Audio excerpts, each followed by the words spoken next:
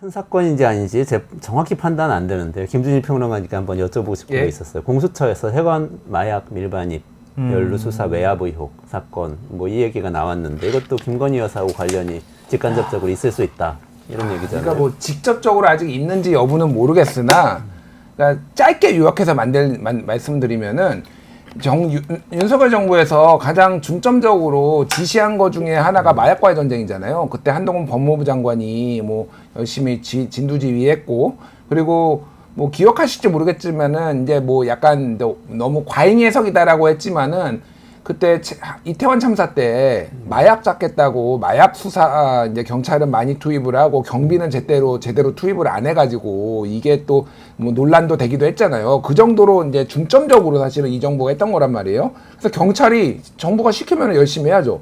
그리고 서울 영등포 경찰서 이제 형사 2과장 이 사람이 큰 거를 하나 잡았어요.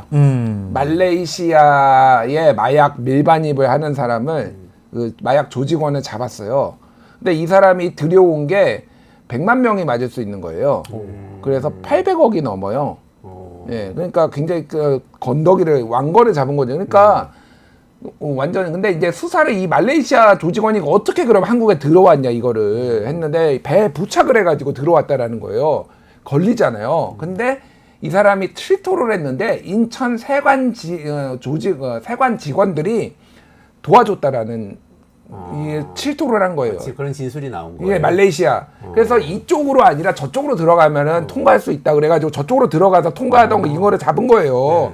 증거가 너무 명확하잖아. 수사를 해야 돼, 안 해야 돼? 해야죠, 당연히. 그렇죠. 그 세관에 누가 내통. 그래가지고 일단은 이거 잡았습니다라고 영등포 경찰서장한테 보고하니까 역시 열심히 하시더니 좋은 성과가 났네요라고 이렇게 얘기했고, 영등포 경찰서장이 또 서울청장한테 보고하고, 서울청의 형사과장인가에 보고하고, 경찰청장한테도 보고했어요. 경찰청장이 얼마나 좋아했겠어. 그렇죠. 정부가 이렇게 중점 역점 싸움인데, 그런데 갑자기 9월 말에, 이거 9월이니까 작년 8월에 임성근 사건이 있었고 9월에 이게 있었던 거예요. 붙어있어요, 시기가. 갑자기 그 영등포 경찰서장이 형사과장한테 야, 이거 용산에서 굉장히 지켜보고 있다. 심각하게 보고 있다.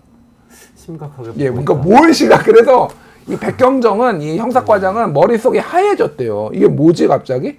근데 그때 갑자기 서울청에서도 전화 오고, 서울청에서 전화 온 사람이 조병노 경무관이에요.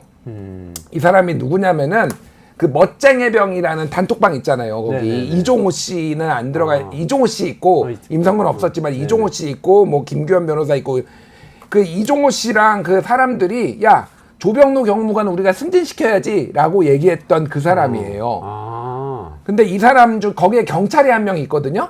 조병노 경무관이 승진해서 가는 곳마다 같이 따라다니면서 같이 다녔어. 부속실에. 그러니까 이 사람이 좋은 데 올라가면은 이 사람이 멋쟁이병 방도 그 경찰도 같이 좋은 데를 가는 거야. 그러니까 계속 얘를 승진시켜야지라고 이렇게 작업을 했던 이제 정황이 있는데, 이 사람한테도 전화가 온 거예요, 갑자기. 그러더니 세관 그 관세청은 빼라. 브리핑에서 빼라, 정확하게는. 이게 수사를 빼라고 할 수는 없고 브리핑에서 빼라라고 요청이 왔고, 계속 그게 그 다음에 관세청 직원들이 찾아왔어요.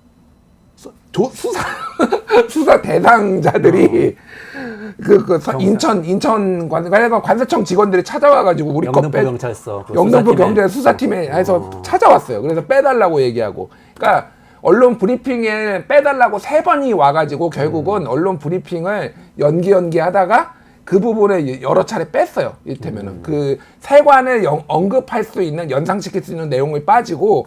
근데 항명했죠. 이 사람이 이거 못하겠다라고 이렇게 얘기를 하니까 지구대로 보내버렸어. 그러니까 좌천시켜버렸어. 저기 파출소장으로 보내버린 거니까, 경정을.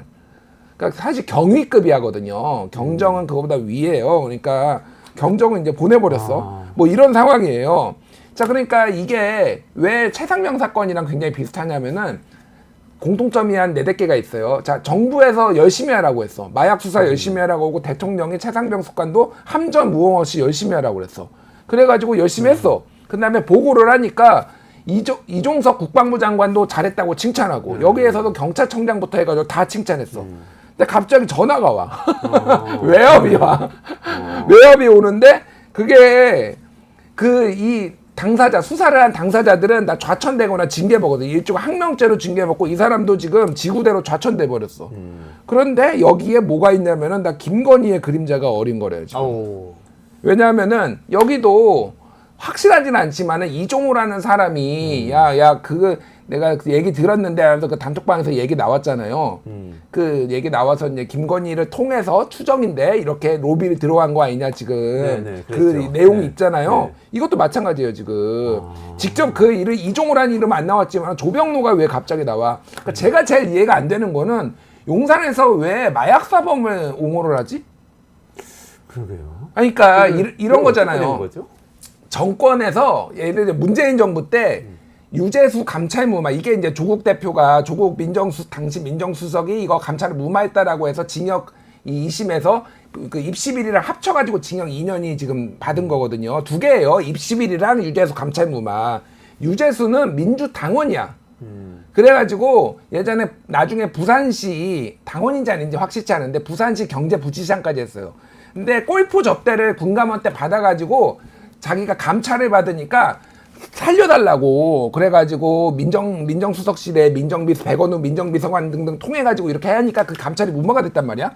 그거는 자기 사람을 챙기는 거잖아요. 그러니까 직관 옳고 그렇죠. 그름을 떠나서 네네네. 이게 이해가 가는데 근데 마약 조직은 왜 챙겨요? 그러니까 마약 조직을 그래서 별 흉흉한 소문이 다 돌아요. 야 마약까지 들여오는 거야 정권에서 막 이런 얘기까지 진짜. 그러니까 임성근 사단장 구하기 뭐 이런 거는 왜 구하는지는 알겠는데. 임성근도 잘 이해가 안 되는데 임성근은 그냥 그래도- 어떻게라도 이해를 해보려면 해볼 수도 있어요. 네. 근데 마약 사범은 왜? 어떻게 된 걸까요? 그러니까 관세청에서 로비가 들어갔다는 얘기가 있어요. 그래서 관세청에서. 근데 관세청에서 그러면 이런 식으로 하면은 우리나라에는 어떤 공무원도 처벌받지 않아요. 이런 식으로 하면은. 아니 이게 말이 되냐고 이게 그러니까. 이거는 그래서 특검 갈 거다. 제가 보기엔. 이것도 특검거리다. 예. 용산이 들어가는 순간 특검이 되는 거죠. 그러니까. 장 소장님 이 사건 보셨어요? 들어보시니까 아, 어떠세요? 들었죠. 근데 금요일 날 제가 어떤 지인을 만나가지고 대단히 흉흉한 소문을 들었어요. 근데 그거는 참 뭐 누구나 그냥 그러지 않았을까? 막 그러한 생각에 좀 구체적인 내용을 좀 누가 전해주더라고요. 근데 그거는 좀 사실과 확인이 필요한 것 같고 시스템이 망가지고 있는 거죠. 한마디로 지금. 그래서 저는 윤석열 정권이 가장 큰 잘못 중에 하나가 이 국가의 시스템을 망가뜨리고 있다. 군대, 그리고 이런 조직, 경찰. 이 국가를 지탱하는 중요한 공권력이잖아요. 검찰도 그런 것 같아요. 검찰도 그렇죠. 근데 경찰과 이 군대와 경찰 여기에서 제대로 뭔가를 해보려고 했던 사람들을 저런 식으로 취급을 한다. 그럼 누가 일을 하겠냐고. 그러네요. 그분들이야말로 진짜 애국 보수일 수도 있는데. 그분들이 그렇죠. 진짜 애국자들이죠. 근데 저런 식의 이해 못할 일이 벌어졌다라는 것은 우리가 그냥 생각하고 상상하는 그분이 연루돼 있지 않나? 막 그런 생각을 하게 되는 거죠. 김건희 여사를 말씀하시는 아니 저는 거죠? 그렇게 말씀 안 드렸고 또 이세요 누구세요? 김건희 맞구만. 같은데. 그래서 참 걱정스러워요. 정말 이 시스템이 망가지는 거. 참 큰일 났습니다. 한마디로. 이 정부에 그 장성철 소장님도 이렇게 조심하게 할 정도로 금기어가 3가지가 있어요. 건의, 네. 건의, 유지, 줄리 이렇게 3가지 금기어가 있습니다. 이 정권. 건의 유지 줄. 예, 건의 유지도 쓰면 안 돼. 빼주세요. 제 화면 좀. 나 씁쓸합니다. 씁쓸하고요. 같이 잡아주세요. 저랑 같이. 그래도- 나 혼자 갈 순 없지. 나 안경 벗었어. 그래도 통신조회 안 당하셨잖아요, 장 소장님은. 김준일 평론가. 저는 바로 검찰에서 불러가지고요.